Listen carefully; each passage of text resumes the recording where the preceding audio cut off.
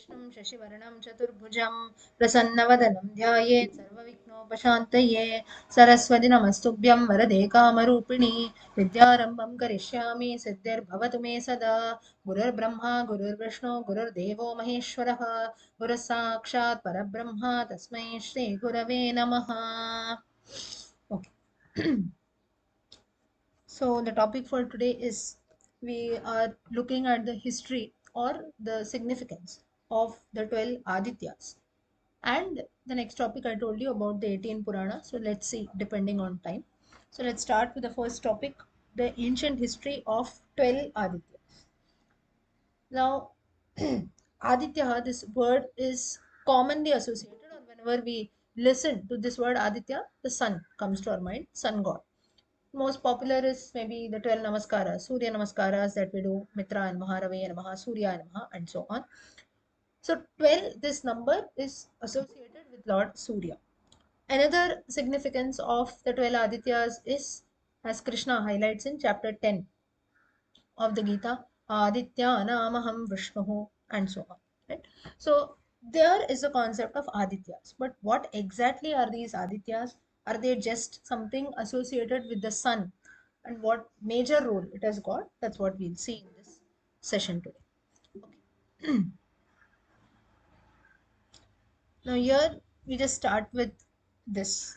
This, like, even if you don't pay much heed to this, it's fine. But a very, you can say, a common concept, why Sunday is declared as an holiday and how it is related to this topic, we'll get to know. Why only Sunday was declared as a holiday? Of course, in Bharatiya Parampara, you don't have much significance for this.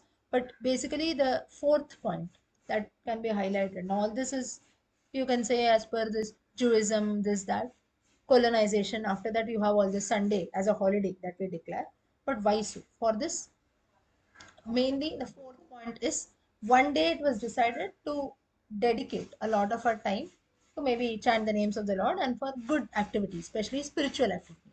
So that was the significance of declaring Sunday as a holiday. So throughout the world, anywhere that you go, so basically you can consider one a day wherein we take a week off also. So that is what is usually that we look at. But why only Sunday was considered as per all this, and how in Bharatiya Parampara, in the Hindu calendar, what significance it has got, that is what we'll see later. Now, this you can consider as one point, but as far as you can say our beliefs are concerned, we don't consider only one Sunday, right? We pray to the Lord on all the 7 days of the week. So there is no restriction also that only on one day to dedicate some time, all the other days of the week you're busy. It's not that way. But it was just declared, wherein on this day you take more time. You can, if you see people sometimes, we have these temple visits or they'll visit their own church, this, that, on a Sunday major. That's because we have some time. So you can consider this way. So wherein this one day was declared as a holiday. This is one part. Next is why there are only 12 months in a year. So basically this concept of 12 Adityas or Dwadash Adityas, as we say, is associated with Jyotisha Shastra. Now, those who have studied Jyotisha Shastra in detail will know more about this. So that is the main significance of considering why only 12 months are there in a year, why only 365 days are there, and so on. So this is the main concept here. So you have different calendars all over the world. We follow lunar calendar. Solar calendar is most popular, which we call it as a Hindu calendar. And there are also other calendars which the world around they follow. So as per the Hindu calendar, we have 12 months. So why only 12 months? For that, let's have a look ahead.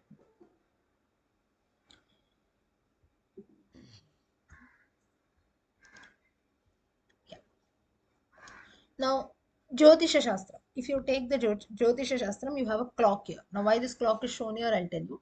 You have the earth in the center and you have the sun around it. Show you a picture.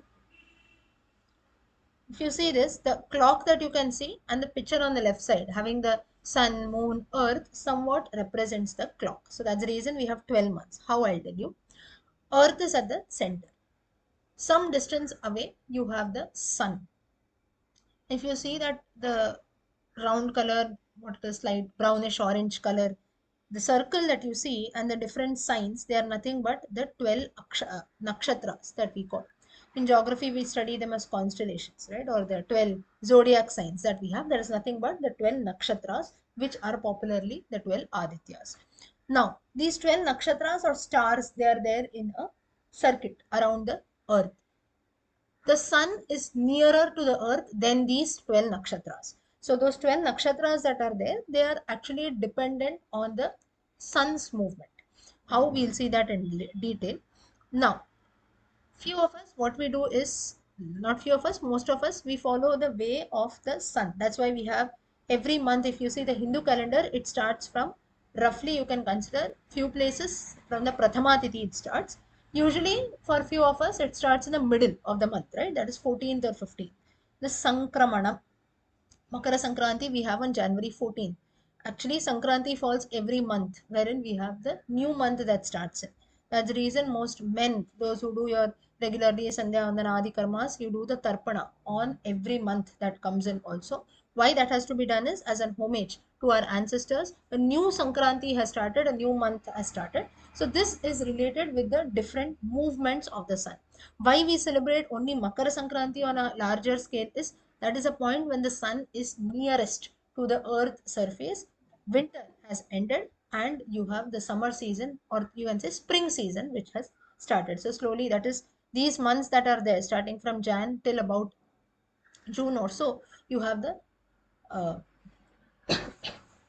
Uttarayanakar, right? Wherein the sun is nearer to the earth's surface. That is one.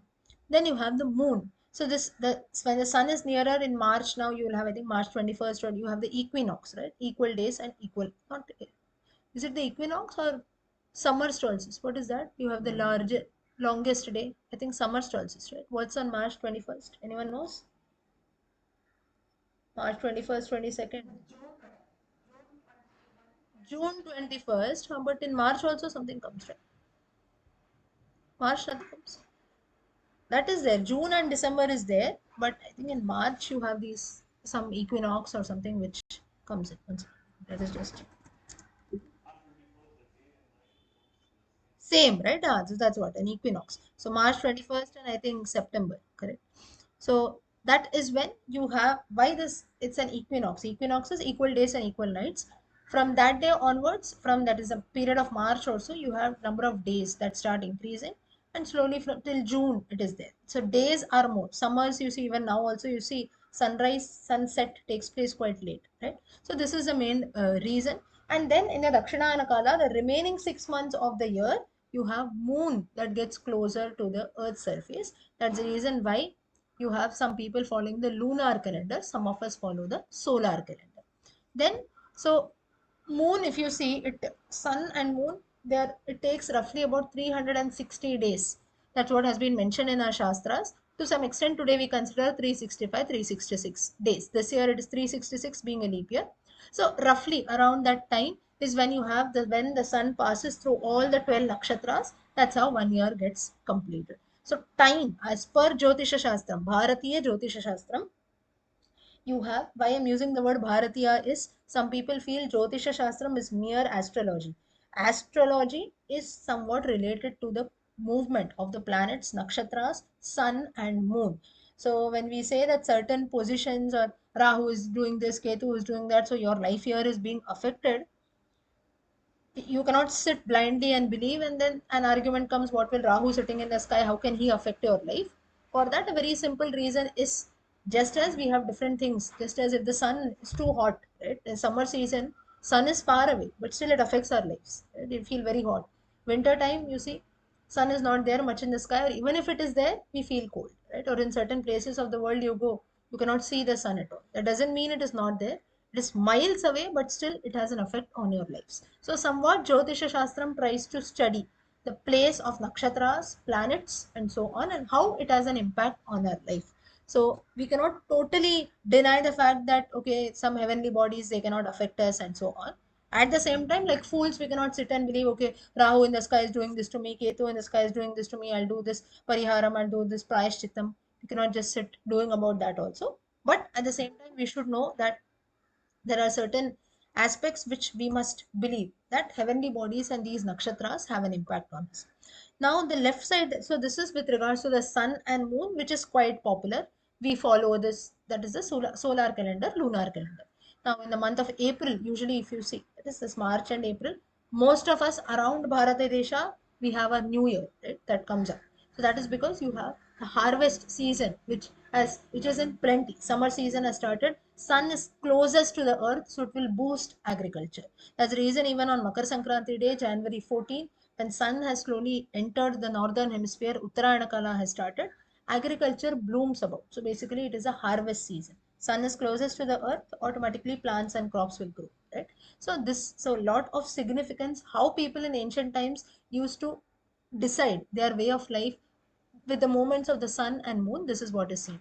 Even the discovery of the compass and so on, right? That's all in today's times. But you see, people in earlier times, you have this in the Puranas, that is mentioned in certain Puranas, wherein when pilgrimages or when travelers used to travel, that is mentioned usually during the Shukla Paksha time. Why so? Shukla Paksha time, or you can consider, uh, if I'm not wrong, yes, Shukla Paksha, that is towards the end of the Shukla Paksha end, not in the initial parts. So maybe after, you can say, in the Shashti, Saptami, Ashtami, Tithis and so on, when the Purnima, there is a full moon day is near. Why so? Because the moon is there in the sky. Using moonlight, people used to travel. So a lot of significance depending on the movements or depending on the moon and the sun, people used to decide their way of life, when certain things should take place, when certain things have to be followed, when a pilgrimage should be started, and so on. Sriram, do you want to say something? Yeah. Hmm.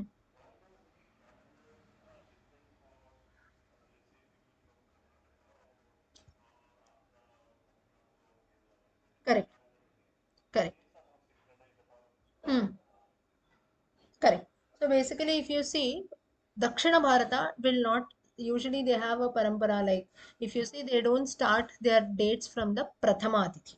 So Prathama usually, now let's, like Prathama, Ashtami, Navami, they will say that no, they are not that auspicious and so on. Whereas everywhere around, they will start till Karnataka, you can consider. They will all, or I don't know if it is in Andhra Pradesh also. Tamil Nadu and Kerala will always start from, it is after the Amavasya. From that time they will start. The month starts from that. So that's the day we do the Tarpana, right? Whereas Prathama Tithi is when the other parts of the world they start. So one basic reason for this is the local beliefs that are there, wherein usually in Dakshina Bharata, the festivals that are there, we don't start that. Like now, if you see, some festivals are common, be Diwali, Navaratri, and so on, it's common all over.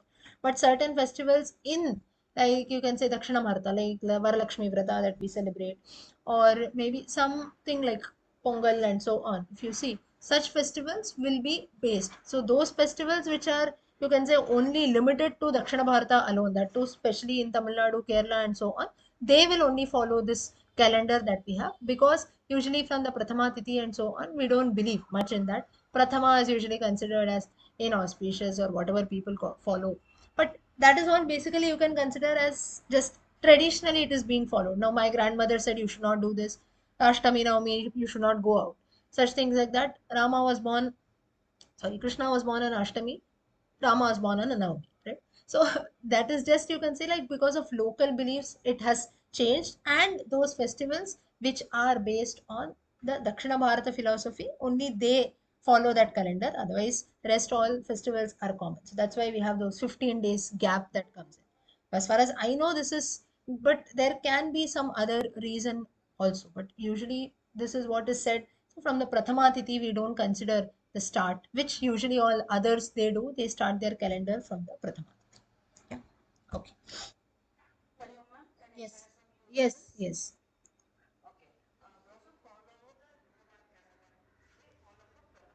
Hmm.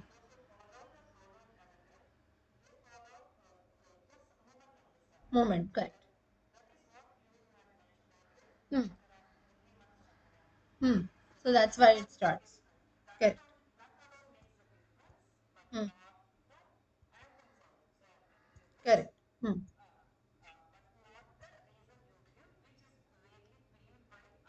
Others. Correct. Right. So basically, so I think people in Tamil Nadu, Kerala, and I think even Bengalis, right? Solar calendar. Hmm.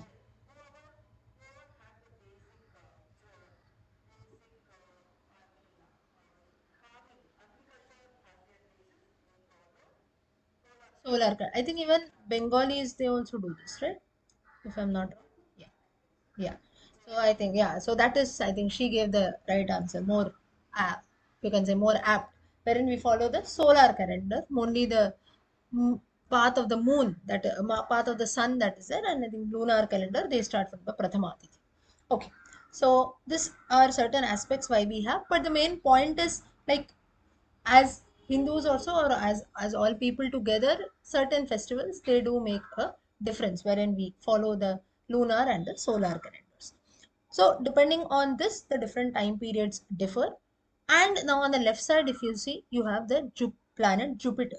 Now based on this planet Jupiter, now it is believed that Jupiter takes about 12 years to complete one entire revolution. This is associated with the Kumbh Mela or the Kumbhabhisheka that we celebrate once in 12 years. So, on basis of the movement of the planet Jupiter, we celebrate the festival which is associated like the Kumbham aspect.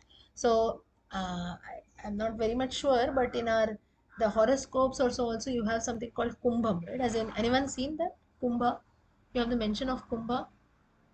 Have you ever heard this? If you have seen your own some, yes, it is mentioned, right? Kumbha Rashi, one of the Rashi, Kumbha Rashi. Correct. That is nothing but this. So Kumbha is things that are associated with this, the movement of the planet Jupiter. Some people simply call it as Guru also, but it is actually Jupiter. So on basis of all this, you have Bharatiya Jyotisha Shastram, which is designed.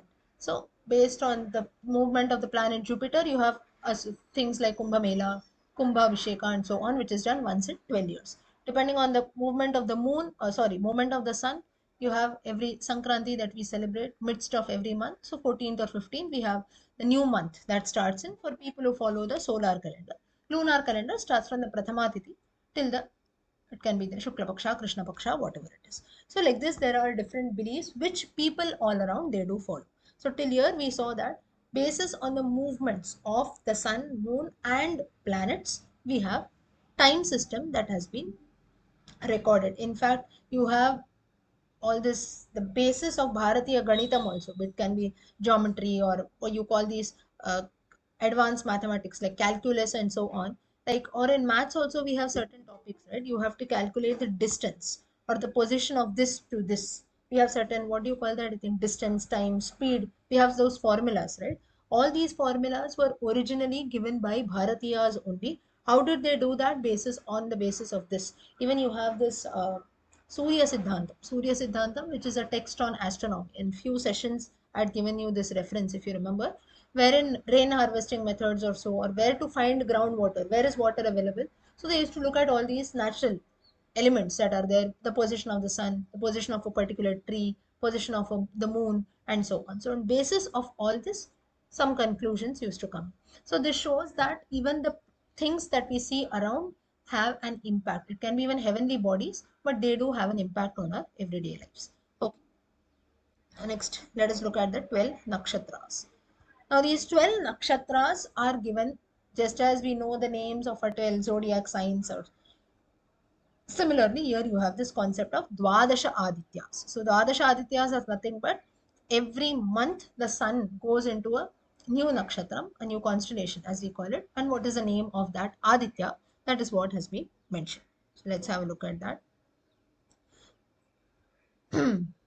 Oh, you have the ad. So first is actually the month of Dhata. Okay. Now when we are looking at this, remember that we start from the month of April. Okay, that is from the Chaitra Masa. From there only it starts.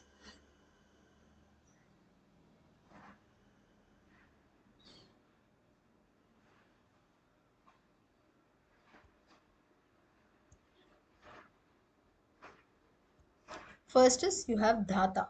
Dhata, or you call it the first nakshatram that you have, or one of the 12 Adityas is Dhata.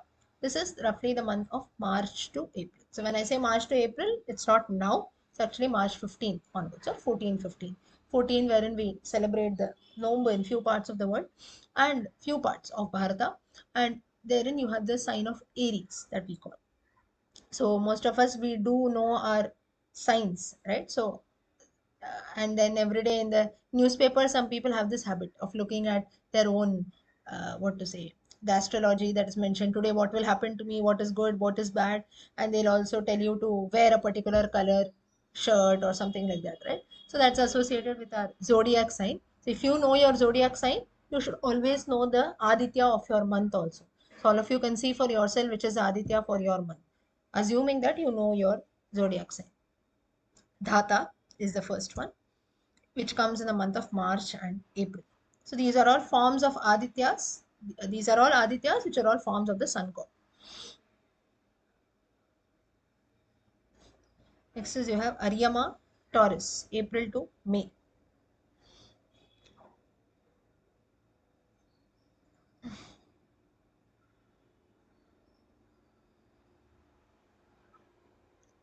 Gemini, Mitra. So at least for your own zodiac sign or Rashi, those who don't know your zodiac sign in English, you might know your Rashis. Even if you don't know that, you might know when your birthday falls in, right? So basis on that, you can at least note down your Aditya for yourself, for your own knowledge. You know in which month you have that Aditya. Mitra,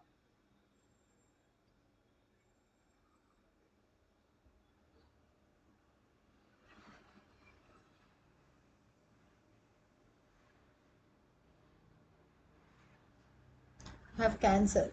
This Varuna, month of June or July. Now, why here also there is a significant aspect. Why so?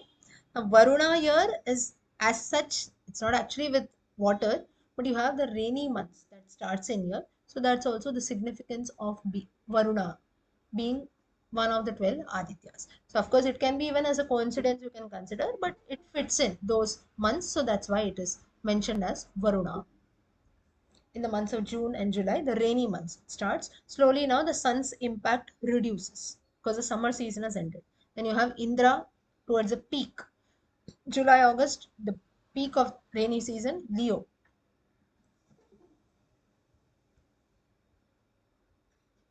Vivaswan, Virgo.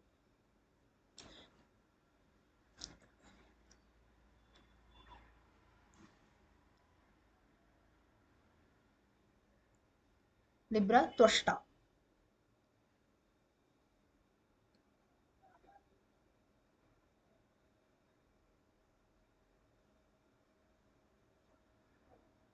Scorpio, Vishnu. Adityanamaham Vishnu. Amongst 12 amongst the Adityas, one is also Vishnu.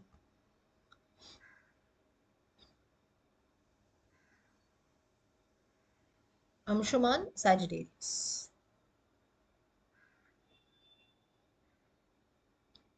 Next is the Makara Rashi that we have, or Makara Sankranti that we celebrate. Bhaga, though it is called as Bhaga, month of Capricorn, December to January, December mid to January mid, wherein you have Bhaga, those who have the Makara Rashi that is there. That's when we celebrate Makara Sankranti. This is quite popular. Makara Sankranti we know, but actually you have the Sankramanam every month. Okay, Capricorn, Bhaga.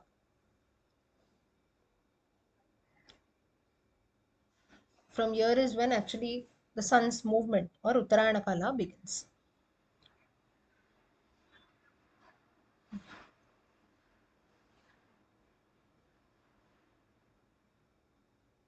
Bhaga. Next is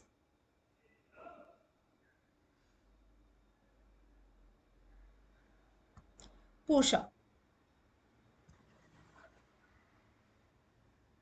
Pusha, Aquarius. That is the current Rashi you can consider is this Pusha.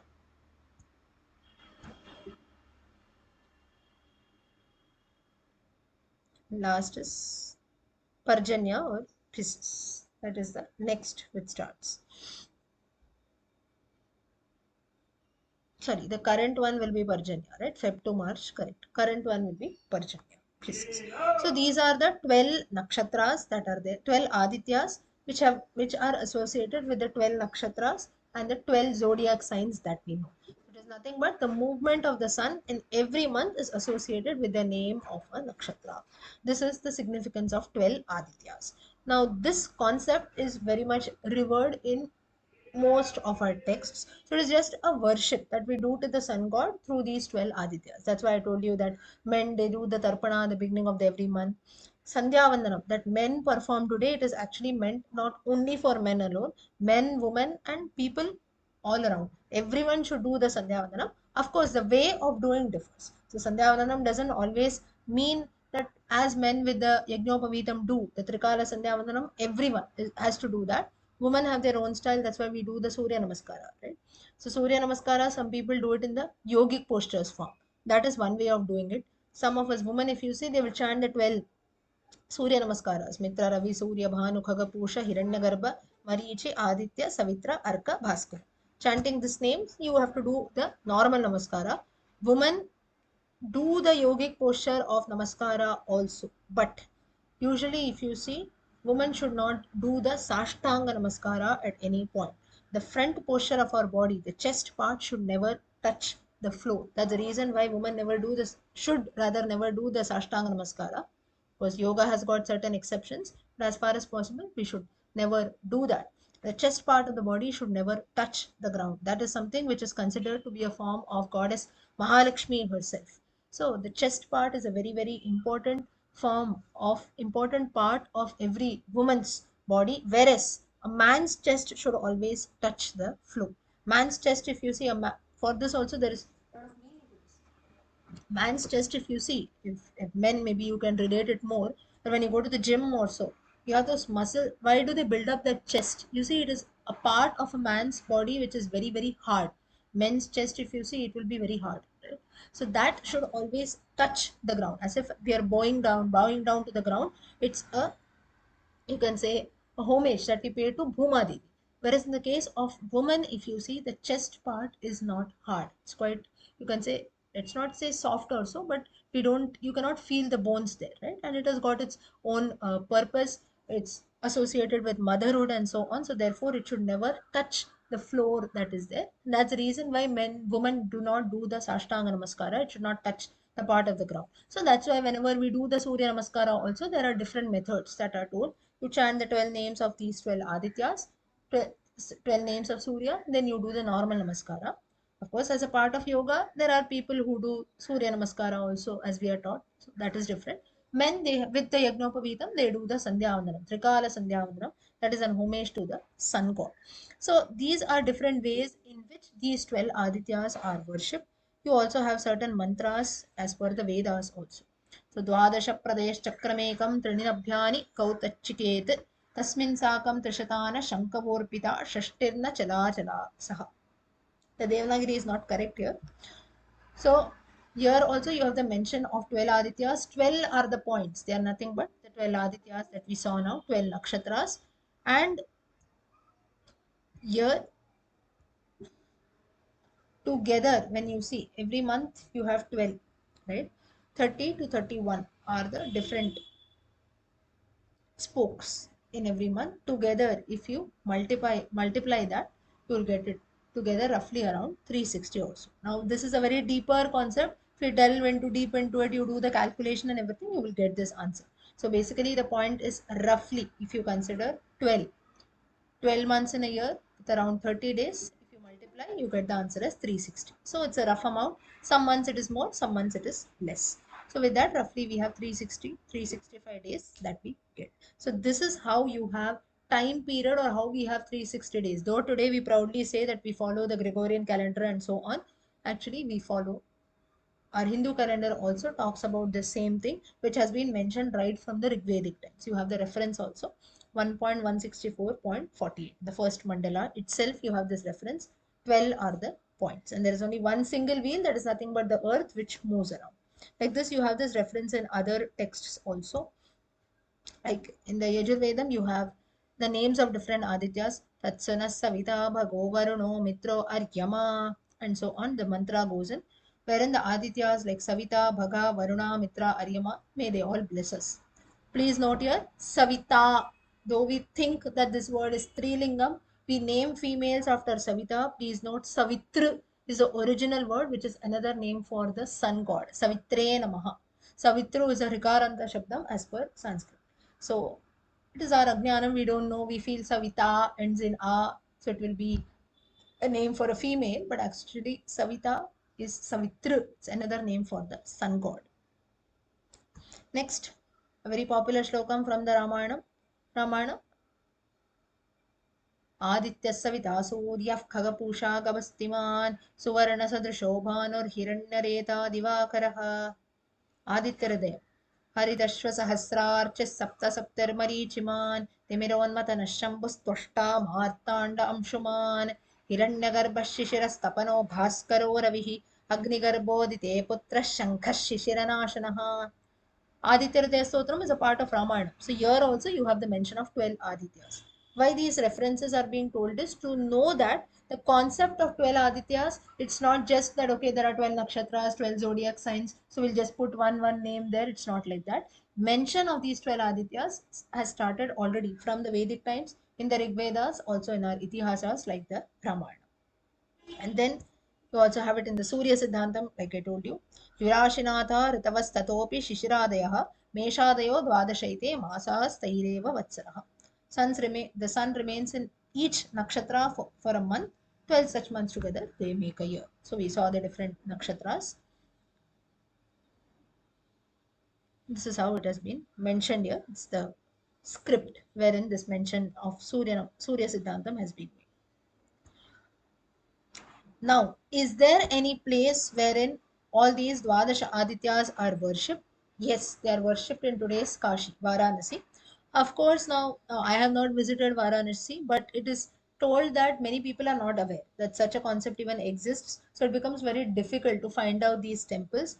Some temples might be there, but still there are few places which people don't even know where this temple actually exists. But it is said that in Kashi you have this temple of these Dwadasha Adityas. Have you gone to Kashi? Have you heard something about this? Maybe people who have gone, they'll know better. No?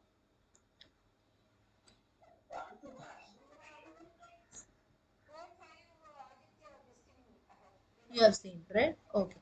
So, not one. Okay.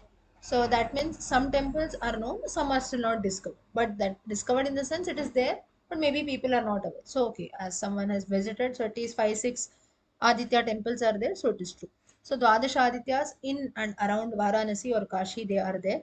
But there are still some temples that are yet to be discovered. So here also it is like a proving statement that this concept of Adityas does exist.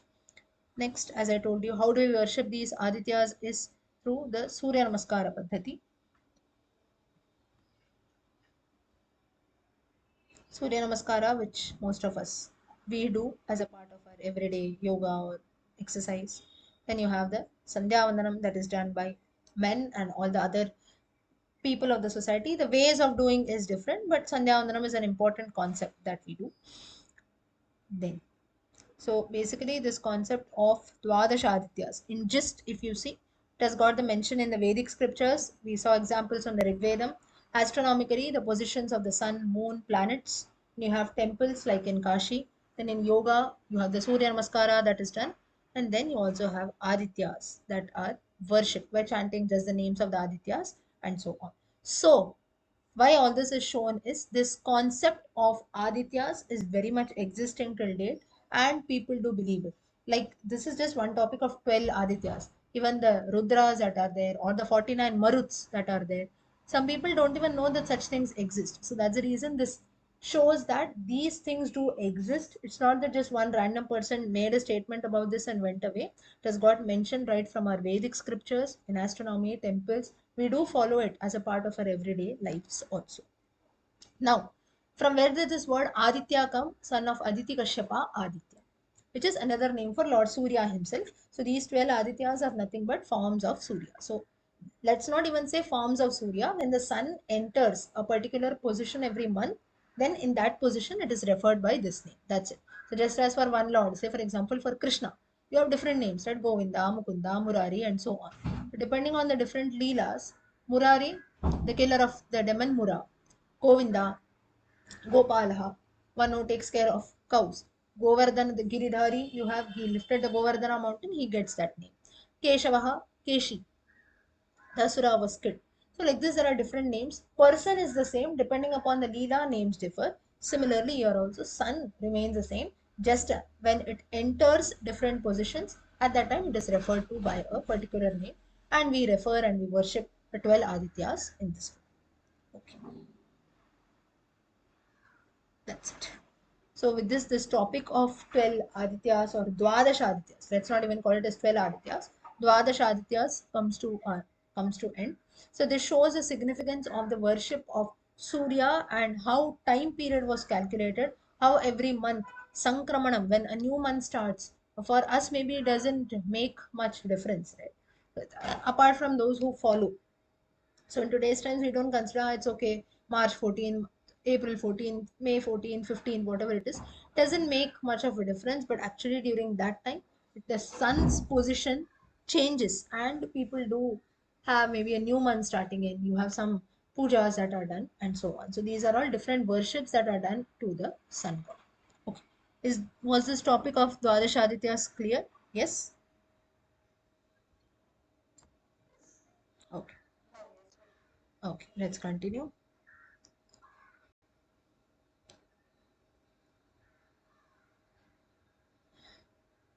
So as such, if you see, a small topic but a lot of deep information that is there. Why do we even worship the Adityas? That is the main topic.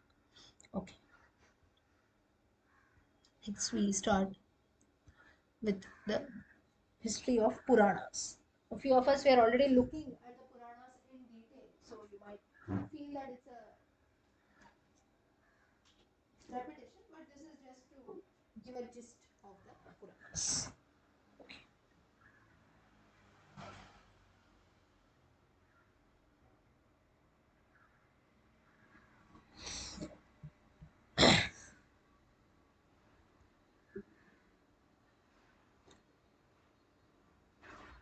Now first itself, let us see the type, or you can say how Puranas are even classified, what is the form of their Puranas. One is their rhythmic. Rhythmic is they follow a certain chandas. That is, we have to chant them. They're in the form of shlokas also. So they become rhythmic. In a particular rhythm, particular tune, we need to chant. Next is they have some religious elements in them, stories, stotras, and so on. So obviously it has got some religious aspect to it. Then dialectical. Dialectical is it is in the form of conversations or dialogues. You see all our scriptures, not only the Puranas, even the Ramayana, even the Mahabharata, and all our scriptures that we have is always in a dialectical form, in the form of dialogues. Question answer format. Gita, Krishna, Arjuna. Yaksha Prashnam, Yudhishthira, Yaksha. Sanat Sujatiyam, is that way. Hamsa Avataram, the Lord takes an avatara for Sanat Kumaras and the Lord himself in the form of a Hamsa. Ramayanam also, Valmiki, Narada. How Brahma then, through the Drishti, Valmiki gets a Drishti, he writes. So, like this, whatever we have, or even Srimad Bhagavatam for that matter, Shuka Brahma. So, like this, we have whatever we have today is in the form of question answer. This, why this was given in the form of, so Puranas also have the same aspect. Someone questions and then you have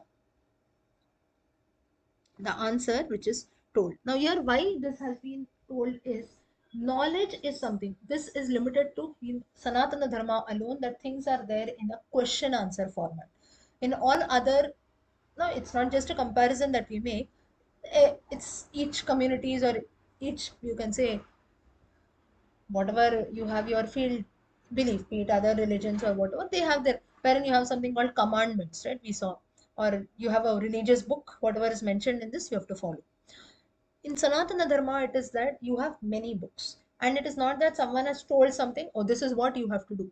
No, but like yesterday also in some session we were discussing that there is no concept of supremacy here. Of course, God is there, but that doesn't mean that He's a magician or so. I have set certain rules, you have to follow that. No, genuinely you have certain questions that are to be asked. You ask me if you are the right person. If you have the urge to learn that, you want to really know that, I will surely answer your questions. Like Arjuna did the thing.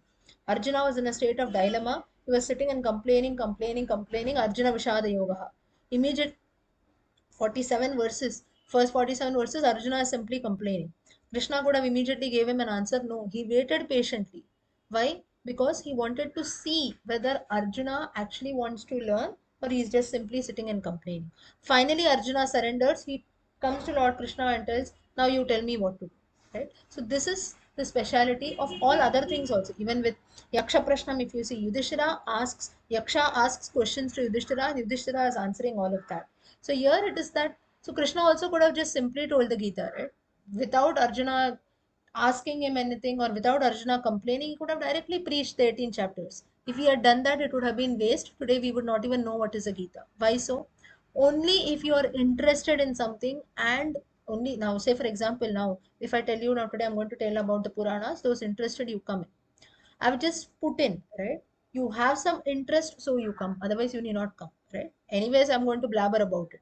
In my case, it is different. But in the case of the Lord and all the other scriptures that we have, be it Valmiki, be it the Gita, or be it even the Puranas, only when the seeker, only when the Bhakta is interested in knowing more, only at that time the Lord who is there, he preaches. Here also Arjuna is just sitting sad, or so directly Krishna doesn't go and preach. Only when he feels that okay, this person wants to know, at that time I will tell. Here also, there also he tells me mataha. Me mataha meaning this is what, as per my opinion, this has to be done. You decide what you want to do. This shows the openness of Sanatana Dharma. That's the reason why we have so many ways of worshipping, so many ways: Bhakti Yoga, Karma Yoga, Jnana Yoga, Sannyas Yoga, this, that. Whatever you want, you do. Nobody is trying to show their supremacy on anyone. I am great, you have to do this. If you don't this, you have to go to Naraka, you get this punishment, that punishment. It's not like that. That's the reason why you see in certain parts, or in certain religions, certain ways, we have certain, like the entire community. Say for example, you have the this, what do you call that? You have Muslims celebrating Ramzan, right? So that is everyone out there, each Muslim, be it a child, be it a woman, this, that, everyone has to follow that, right? So there is no option for that, or you don't have to change anything. Ramzan is there, you have to follow the rules that which they usually do, and that's how the fast is done. Whereas now, if it comes to an Ekadashi Vrata, it is said that every Ekadashi you have to fast. Now, it can be a Nirjala Ekadashi, or then we have so many options, right? Either you eat only fruits, or you eat something light, this, that. There are different options, which again in some of our texts only it is told. You try to do this, try to not consume anything, but if you cannot do that, we have different options. You decide, you do as per Yathashakti. So this is again not a comparison that we do, okay, this dharma is great, that dharma is great. It's just everyone's way of telling. Some dharmas will tell this is how things have to be done, you have to do it this way. Sanatana Dharma tries to put it a bit openly. That doesn't mean that it is very light. Ah, okay, I'll do whatever I feel. That our Dharma doesn't tell anything. It's not like that. It's just that Sanatana Dharma doesn't try to impose anything forcefully. It gives you options. You choose anything. Krishna also does the same thing in the Gita. Tells me mataha. Every time, if you read through, he tells Arjuna, you have asked me, you have surrendered. I'm telling you whatever I know. As per my opinion, you should do this way. Then you decide what is good for you, and you do. So here Puranas also, they are dialectical. One person asks, and then the answer is given. So these, so that's why you have a lot of stories, you have certain stotras, and at the same time some religious aspects also have been mentioned. And some stories, there can be certain, we call it as fictional stories, which is not actually fiction. It's just that it becomes difficult for us to relate to, because its other versions would already be there in the Vedic times or in the Ramayana and so on. So that's why it becomes little difficult to digest. People call it very loosely as fiction. Puranic stories are not fiction as such. It might be a little difficult for us to believe in. That's it. Now let's delve deeper. What exactly is a Purana? Yes, aphoristic is this, the Shri element that it will be something religious or spiritual. Some aspects that are like, you have this from the Skanda Purana, you have Ayodhya Mahatmya, right, which shows the qualities of Ayodhya, why Ayodhya was a place, why was Rama worshipped, and so on. So certain is like certain ways or certain principles are also told, which is actually a truth which we have to accept. So some will be just stories that are there, some can be just like in a rhythm, or so some things are composed like stotra, songs, this and that. Not songs as such. Some will be just plain conversations between two people. Some will be, but some aphoristic is some principles or some religious aspects also that have been told. Like I told you about some astronomical concepts also that are also highlighted in the Puranas. So there you don't have anything, no conversation between people, no story format, no stotra, nothing. It's a fact that has been told. Okay. Now, sargasya sargosyat visargascha वृत्तिरक्षान्तराणि च वंशो वंशानुचरितं संस्था हेतुरपाश्रयः दशभिर्लक्षणैर्युक्तं पुराणं तद्विदो विदुः केचित् पञ्चविधं ब्रह्मन् महदल्पव्यवस्थितः. So here, what exactly is a Puranas? Puranas have got 10 lakshanas. What are that? As per Srimad Bhagavatam, you have the list of this. Sargaha. Sargaha meaning how the cosmos or how this universe was created. History of that. Visargaha. How life is created. How life started. So creation of life is Visarga. Vritti. Now, first, the universe is created, then life on earth is created. Just creating life is not enough, it has to evolve, right? Evolution of life. So, it's not okay, life is there. No, slowly plants come in, mountains, rivers, humans, animals. Now, just giving a physical body is not enough. No, only Purusha is not enough. Prakriti, that is creative energy, is also enough. It's very, very important, right? Now, all of us say, for example, there is life in me, but if I don't have energy in me to get up, it's useless, right? In the morning, say, for example, you get up in the morning at around 6, you have life, you're breathing inside, you have a body, everything is there, but you don't feel like getting up, you don't have the energy to get up. What is the use? You're almost equal to dead, right? If you're just sleeping on the bed, right? Same thing, you have a plate of food in front of you, you have food, you're feeling hungry, you have life, you know you have to eat, but still you don't have the energy, or you don't feel that I have to pick up the food and put inside my mouth. If that feeling, that thought doesn't come, lifeless, person is useless. So people who have these mental, sometimes mental illnesses that are there, their life is so sorrowful. They are all living beings only, they've got life, but there's no energy at all, they don't know what to do. So this is where evolution comes in. Evolution, only creating life is not enough, life should also evolve, different activities should take in place. Rakshaha. Next is sustenance. Creating life is not enough, you have to sustain. That's the reason why all of us, what now, how, why I'm giving you examples from our everyday lives is because we can relate to all this. Now we are born, once we are born, we are nourished. So our evolution has taken place, our family takes care of everything. Then after all that is done, we realize that okay, now everything is done, maybe we go and work somewhere. Why? To fill our stomachs, for our life to be good. But at certain point we feel that today what I am doing, tomorrow I have to save something, right? That's where the concept of savings come. That is nothing but raksha. So all of us, maybe after 10 years, after 60 years, after post retirement, I need something. For that, from today itself I am saving. Raksha, that is nothing but sustenance. So just creating life, just simply working for that is not enough. You have to save for your future also. That is nothing but the concept of raksha. Sarga visarga vritti raksha. Just as we do it for our own lives, the Lord does it for the entire world. That is mentioned in the Puranas. Antarani. Antarani is different time scales. You have different kalpas, different yugas. So in different time scales, how life period was there, that is described in detail. Vamshaha. History of lineages. Surya Vamsha, Soma Vamsha in detail, and many other Vamshas also has been given in all the Puranas. Vamshanu Charita. Just mentioning the Vamsha is not enough. They are stories. So stories inside stories of different dynasties that we have, that is mentioned. Samstha. Now what is Samstha? Now to give you an easy example of Samstha.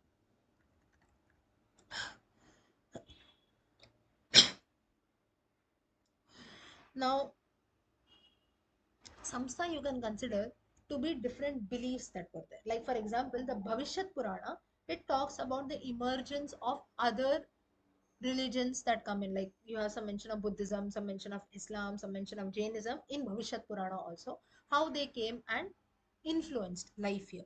So that is to some extent you can consider samstha. A samstha is something like a life-changing event. Suddenly something changes altogether. That also you can consider. Ah, you want to say something? So many. Correct. Pralayam also. So that is what? Something which totally changes life. That is pralaya. Pralaya kala. Correct. Hetu. Hetu is why something happens. The purpose behind things. And apashraya. Apashraya, of course, the stories of the Supreme Being. Like Srimad Bhagavatam, you have the Krishna Leela stories. The stories of God, history of places, knowledge that is told. Then information related to geography, pilgrimage places, stories of different kings, their dynasties, their future generations, and so on. So all this together comprises Puranas, or this is the subject matter of Puranas. This has been, these are Dashabir Lakshanayir Yuktam Puranam Tadvido Vidu. These are the 10 signs of a Purana. Now, what are the names of the Puranas are given? ब्राह्मं पाद्मं वैष्णवं च शैवं लिङ्गं सगारुणं नारदीयं भागवतम् आग्नेयं स्कान्दसंहितं भविष्यं ब्रह्मवैवर्तं मार्कण्डेयं सवामनं वाराहं मात्स्यं कौर्मं च ब्रह्माण्डाख्यमिति त्रिषट्. The 12th skanda of Srimad Bhagavatam, you have this reference. Other Puranas also mention the name of these, of all the other Puranas. So these are the, now note one thing, Puranas in general are many in number. Out of that, 18 are considered to be main Puranas, 18 are considered to be Upa Puranas, like Narasimha Purana, Ganesha Purana, and so on. But please note that Puranam, this was compiled by Vyasacharya again. So it is believed that it was a chunk of about 4 crore verses. 4 crore verses was just put here and there, 4 crore subject matter. That Vyasa compiled into all these Puranas and Upa Puranas. So Skanda Puranam is the biggest Purana, 81,000 verses. Next comes Padma Purana, roughly 50,000 verses. Then you have Srimad Bhagavatam, 18,000. Then you have certain Puranas, 10,000, 12,000, and so on. So this is how the division of verses was done. Each Purana was given a subject matter. So basically, Srimad Bhagavatam talks about right from sustenance, then the Krishna Leela stories, the different avatars of the Lord, and so on. Matsya Puranam has its own aspect. Kurma Purana has its own aspect. Of course, there are certain stories which get repeated, like the avatars of Vishnu sometimes, or of the Lord, they are repeated in many Puranas. Shiva stories are mainly told in the Linga Purana, Shiva Purana, and so on. Shiva Purana or Vayu Purana. Vayu Purana's another name is Shiva Purana. Shiva Puranam in Tamil is different, so don't get confused. Shiva Purana, another name for Vayu Purana is Shiva Purana. Now, out of these 18 Puranas also, you have further division that is done. So, 18 main Puranas, some are considered to be Shaiva Puranas, some are Vaishnava Puranas, some are Brahma Puranas, like the Brahmanda Puranam, Brahma Vaivarta Puranam, and so on, that revolve around creation or somewhat aspects. Now, here those related or associated more with Shiva stories will be Shaiva Puranas. Those related more with Vishnu stories will be Vaishnava Puranas. Now, with Brahma, as such, we don't have stories. So, that which is maybe associated with creation or some topics which don't fit in the others, they are sometimes distinguished as Brahma Puranas. Now, we need not get into all this distinguish, oh, I am a Shaivite, I'll read only Shiva Puranas, I'm a Vaishnavite, I'll read. It's not of that sort. It's just for a division that is there. Now, so much of subject matter is given. I told you 4 crore verses, right? 4 crore verses. Or sometimes it is also said that further the division that is there, it also reduced to about a lakh verses. So, in some references, you will also have the mention of 4 lakh verses, but it is in crores also, it is mentioned in few places. And that information is compiled in all these Puranas that are there by giving a certain number. Now, when I'm telling you these numbers also, somewhat you can consider a few plus and minus with the time periods that change. Of course, that doesn't mean that today it is 81,000, tomorrow it becomes 60,000. It will not be like that. But a few numbers or a few hundreds and thousands up and down can definitely happen. Like in the Mahabharata also. Mahabharata roughly 1000 verses, sorry, lakh verses plus lakh verses. So some will consider the Harivamsha Purana, which is an Upapuranam, to be a part of Mahabharata. Considering that it is 1.25 or so you can consider. Some do not consider that, so therefore it is roughly about a lakh verses. So like this, there can be certain predictions. So don't go totally by the number that is 18,000. Will it be exactly 18? Little plus and minus can happen depending on the subject matter, the time period, and so on. Next, we directly start with each of the Puranas that are there. First, we start with the Brahma Purana. Yeah,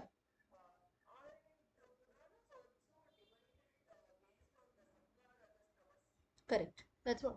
Sattva is for Vishnu, Rajas is for Brahma, and Tamas is for Shiva. But this again is like, if you consider, some will like it, some will not like it. So I was about to tell you that why this is so is, again, now Shiva, or the ways of worshipping Shiva and so on, sometimes are associated with, or Shiva is mainly for laya or destruction. So at that time, what happens is usually for tamasic qualities or tamasa methods. So tamasic doesn't mean that now Shiva is tamasic also. Sattva is everything that is good, Vaishnava Puranas, and little good and bad that is there, that is Rajasic Puranas. But this is just a significance, or you can say a division that is done. How far we consider, that's in our hands. Because now for Shiva devotees, if you call it Shiva Puranas, it's Tamasic Puranas also, they'll not like it. Right? So for them, they'll make Shiva Puranas as Sattvic Puranas, and for Vishnu Puranas will be made as Tamasic Puranas. So that's how it is done. So it is just to understand basis on the subject matter. That's it. Now here, note one thing. Now, why in these, now in the Puranas, what happens is, there can be, I'm just giving you a disclaimer, there can be certain places like, say for example, the Linga Purana or Shiva Purana, that is Vayu Purana, it will glorify Shiva at the topmost level. And there are certain instances which say that Brahma and Vishnu are below me, it mentions. Similarly, in Srimad Bhagavatam, Vishnu is at the peak, Shiva and Brahma are below. In the Brahma Purana also the same thing, Brahma is glorified at a higher level. Now why so? This is because, now does it mean that even the Puranas have a conflict amongst themselves? It is not at all so. If the Puranas have a conflict amongst themselves, then they will not talk about other topics. You can see on your screen Brahma Puranam. Brahma Puranam name itself signifies about Brahma. So it will be glorifying Brahma, or Brahma is the main deity here. But it has many other stories. It has Krishna Leela stories. It has the Shiva Parvati Kalyanam also. So why it happens is, depending on that particular Purana subject matter, that Lord is glorified. Say for example, you have the Shivaratri festival, Shiva is worshipped. That doesn't mean that other gods are not given importance. On that particular day, Shiva is given more importance. Similarly, when you read Shiva Puranam, Shiva is given utmost importance. And now here another question comes in. If one deity has to be given importance, does it mean that we have to show others low? Is not so, but to give one person some importance, there should be four aspects which are more in. Say, for example, you have about 10 people sitting. Out of that, you have a competition or so. 10 people, all of them are done very good. But still, if you have to choose one winner, you will pick up one point that is that which that one person has more than the remaining nine, right? Same thing is applicable for Puranas also. If we have to glorify one person, one or two aspects have to be shown at a higher level.